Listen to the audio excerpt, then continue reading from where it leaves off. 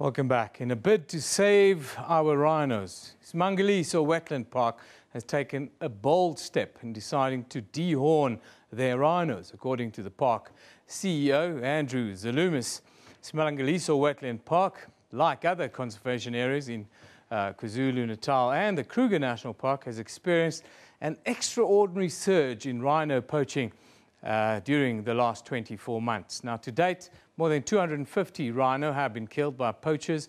That's in the last 2.5 years in the province alone. The dehorning of black and white rhino in the Western Shores section of Ismangaliso was completed last week. Now, that's our question of the day. We ask you, should all rhinos in our national parks be dehorned? That is the question of the day that we want you to send us your contribution on. Now, from our studios in Durban, we are joined by Ismangaliso Wetland Park CEO Andrew Zalumis. So very good morning to you, sir. Thank you for joining us. Hello, good morning. An interesting and controversial process that you've embarked on, some say. What is your reaction to this, and tell us a little bit about the process? I think importantly, you can't dehorn rhinos where you have large populations. In the case of the Western Shores of Ismangaliso, we have an isolated population. So we've been able to dehorn all the rhinos in that section of the park, effectively making them worthless. So for smaller rhino populations in confined areas, it certainly is a management tool. We're probably the first national park to do it in South Africa, and it's going to be interesting over the next few years to see how it works. Certainly evidence from Namibia and from Zambia show it is effective in private sector parks, both in KwaZulu-Natal and in Mpumalanga. It's a 20-second process. Effectively, it's like cutting your fingernail. The rhino's darted, they're vets on duty, it's shaved off, and then it's released. The importance of being able to do all the rhino in a population is then it's equal playing field. So you don't have one rhino with a horn and other rhinos then that have the advantage of having a horn. For us, what's important is we'd rather have live rhinos than dead rhinos, and we continually are improving rhino anti-poaching measures and other strategies. So, for example, this month we're starting with a walk across Ismangaliso, which is 8% of South Africa's coastline. It goes to 75 schools around the park. It's about 11,500 children, and it's all part of creating awareness and ownership. My rhino, our future. So one strategy on its own doesn't work. It really is a package of strategies, and each conservation area will have a different blend of those strategies to be most effective. Now, Andrew, the critics, they argue that dehorning rhinos may have some effect on animal behavior, especially reproductive success. As you know, the blacker the mane or the bigger the horn, the more successful you are out in nature. What's your response to this? You know, when you can't do the whole population, you might have males that are able to be more dominant because they still have a horn. And that's why in the case of Ismangaliso with the Western Shores, every single rhino on the Western Shores has been dehorned. And in that situation, there's no science that is showing that there is a behavioral problem. And it's certainly, for us, an important tool. Why? We've seen a dramatic surge in rhino poaching. Have you guys got any numbers, or have you any idea why we're seeing this spike in poaching? And despite all the efforts, why is it that the numbers are not coming down? I think firstly, let's look at the change in the poaching. 4 or 5 years ago, in a section of the park in Ismangaliso, you might have one poaching gang trying to get in and do the dirty deed, so to speak. At the moment, we have simultaneously 3, 4, 5 gangs trying to come into the park. And I think it's really about the money.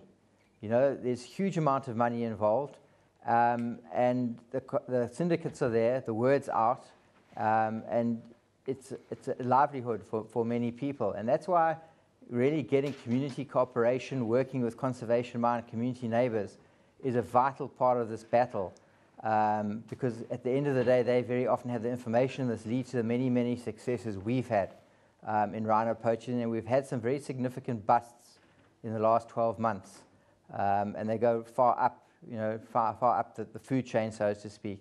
And that's why things like My Rhino, Our Future walk around the park, benefits for communities around jobs, coming in to see their cultural lands, and really making everybody aware of the issue and that everybody's able to help put a stop to this. Maybe a little bit unfairly, if you look at the Mexican border in America, the Americans with the most policed border in the world cannot stop drugs and cannot stop illegal immigrants coming across that border. And when you take parks with many, many kilometers of fences, many, many kilometers of empty land, people outside the park really are an asset. They're an asset that can actually help in winning this battle. Just quickly in conclusion, tell us about the dehorning process. I saw a little baby rhino there. The horn was taken off, but it looks like it's growing back. Does it grow back like fingernails? Yes, those rhino there weren't in Isimangaliso, but they do regrow. So once you've actually shaved off the horns, every few years you then reshave the rhinos' horns off. So if there is a decision taken to allow them to regrow, then effectively the program stops and they will regrow. So it's not a permanent amputation, so to speak. It's no different from your fingernail. And I think that also really makes it an option. It's viable. What about tourism? You know, people want to see rhinos with big horns. You think it'll have an effect on tourism maybe or not? It could have an effect on tourism, but it could have a positive effect because part of the strategy is actually making your communities and your tourists aware of the problem, of the challenges, and that the dehorning is being done. So rhino will be here for our children and our children's children. In a park like Isimangaliso, there are sections where there won't be dehorning. So there is always the option for visitors to see both. But increasingly, visitors coming to World Heritage sites are really interested in the management, in the educational side, in the deeper issues, not just having fun on a pristine beach and then in the afternoon game viewing. It's actually to look a little bit under the surface. And I think multimedia, Twitter, Facebook are all helping us get this message out and helping people be part of the management of a park and taking a level of ownership. Finally, before I let you go, just tell us quickly about the My Rhino, Our Future campaign. It is Tourism Month also this month. Yes, I mean, that campaign for us is huge. It's probably the first time it's been done in South Africa where kids have walked school to school across a national park over 6 weeks, taking a message with them, a little bit like the Olympics. It's 11,700 children or learners will participate. During that time, we'll be bringing in top artists to have exchanges. And it's not a one-off.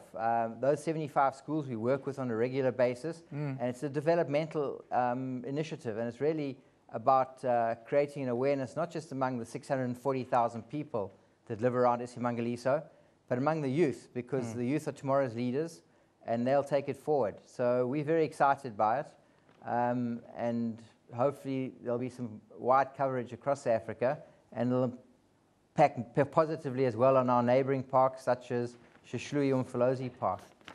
Thank you. Thank you very much, Andrew. Andrew Zalumis is the CEO of the Isimangaliso Wetland Park in KwaZulu-Natal. He came to us live from Durban, talking, of course, the question of the day. Let's just pop it up for you. Our question of the day relates to rhino poaching. They're taking drastic measures, and we ask you, should all rhinos in our national parks be dehorned, as is the case with Isimangaliso Wetland Park? He says the borders are simply too porous. We just can't maintain this. What are your views? That's what we'd like to know. Now,